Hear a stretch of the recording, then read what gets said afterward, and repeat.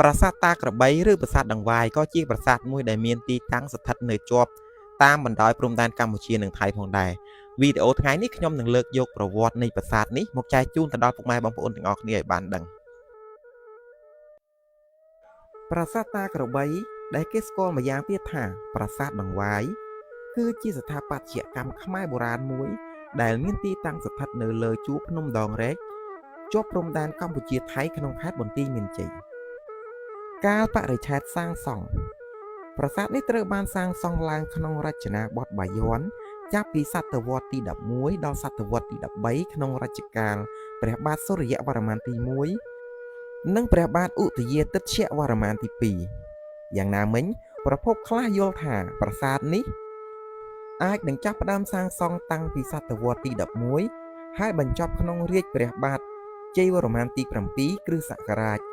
1181ដល់1220ប្រាសាទតាក្របីត្រូវបានឧទ្ទិសដល់ព្រះឥសូរព្រហ្មញ្ញសាសនាដូចគ្នាទៅនឹងប្រាសាទព្រះវិហារប្រាសាទតាមាន់ធំនិងប្រាសាទតាមាន់តូចដែលសុទ្ធតែស្ថិតនៅលើជួរភ្នំដងរែកលក្ខណៈស្ថាបត្យកម្មប្រាសាទតាក្របីសាងសង់អំពីថ្មភក់និងថ្មបាយក្រៀមមានប៉មប្រាសាទតែមួយនៅចំកណ្ដាល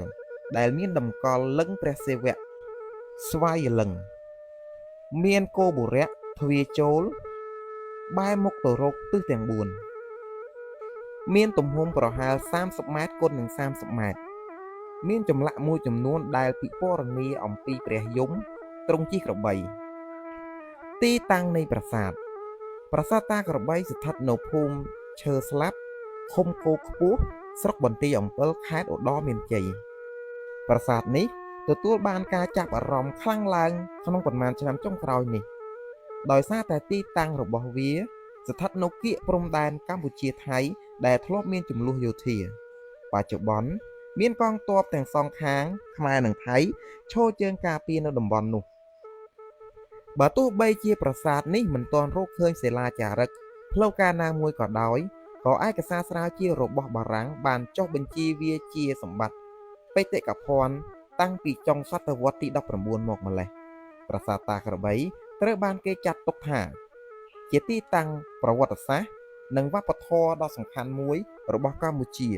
ដែលទាក់ទាញភ្ញៀវទេសចរជាតិនិងអន្តរជាតិ